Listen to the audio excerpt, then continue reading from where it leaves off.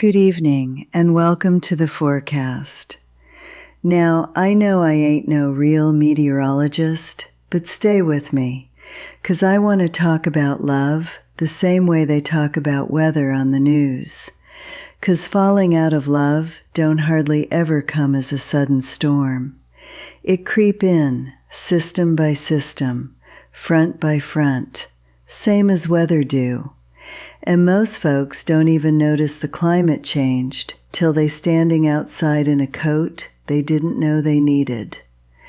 So let's look at the 7 systems that move through a relationship. Quiet, before 2 people realize the whole climate done shifted on them. First system moving in, we call this one the fading warm front.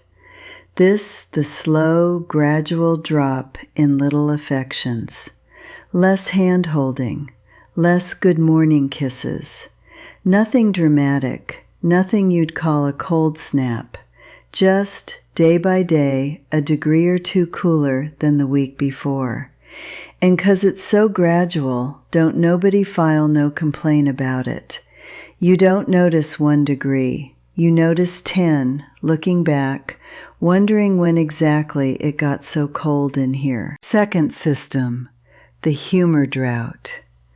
Now this one's sneaky, 'cause couples don't always realize how much of their connection was actually being carried by laughing together.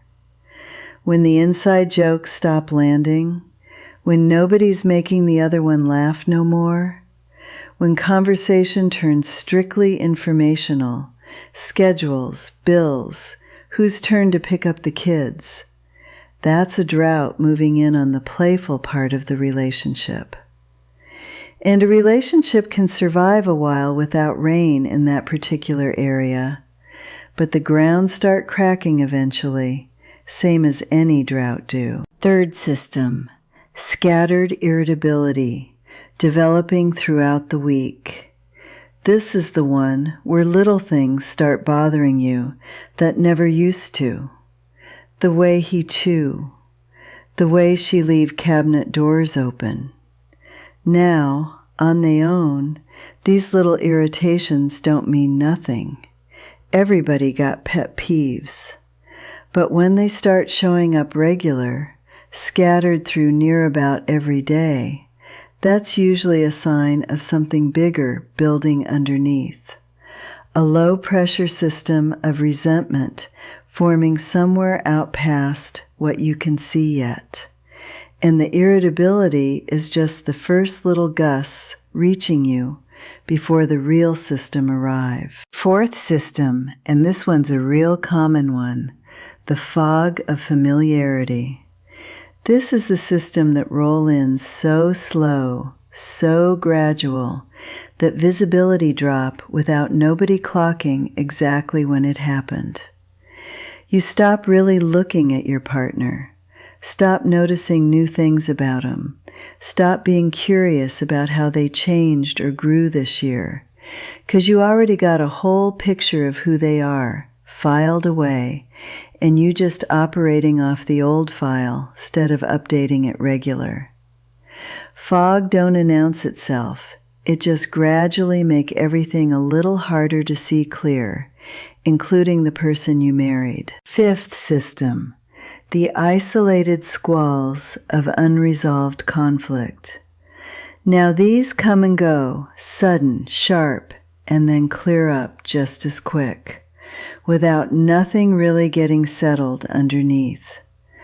A argument happen, both people go quiet for an hour or 2, and then everybody act like it's sunny again, without ever really talking through what caused the squall in the first place. Do that enough times and you build up a whole backlog of unresolved fronts, all stacked up somewhere out past the horizon, waiting on the right condition to all move in together at once. Sixth system, declining pressure in emotional availability. This is the one where a person starts sharing less. Stop bringing home the small stuff about their day. Stop asking their partner how their day went with any real curiosity behind the question. The emotional pressure in the whole relationship start dropping, slow and steady. And low pressure, if you know anything about weather, is usually what bring the real storms later, even though the drop itself feels deceptively calm while it's happening. Seventh and final system, the quiet freeze. This the last stage, and by the time this one move in, most the damage already done by the first 6 systems working together over months, sometimes years. This the point where a couple can be in the same house, same bed even, and there ain't no active conflict, ain't no yelling, ain't no obvious crisis, just a settled, quiet cold that both people got used to, that both people stopped even registering as unusual no more, 'cause it's been the climate so long they forgot what warm even used to feel like. Now, here's what I want the forecast to leave you with today. Falling out of love almost never happen 'cause of one big storm. Everybody brace theyself for the dramatic front, the affair, the huge fight, the obvious betrayal.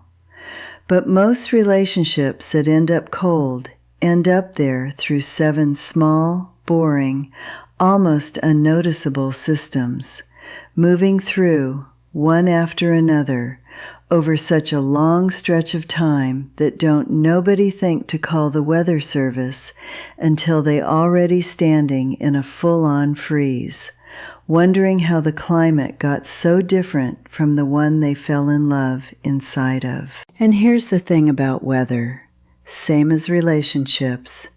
You can't control every system that move through. Some cooling is just natural, just seasonal, just part of any long relationship's climate. But you can check the forecast regular. You can notice the fading warm front before it turn into the fog.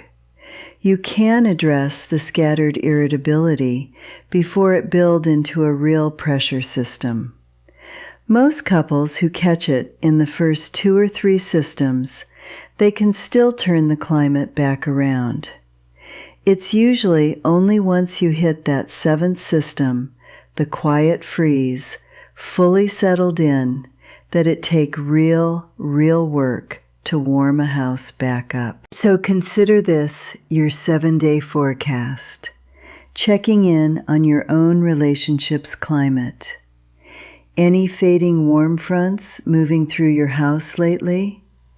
Any humor droughts you've been ignoring?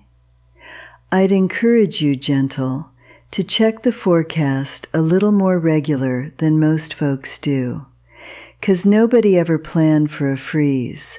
It just creep in, system by system, while everybody too busy to notice the temperature dropping, 1 quiet degree at a time. That's your forecast for today. Tell me down below which system you spotted moving through your own house. I read every one. I'll see you next time.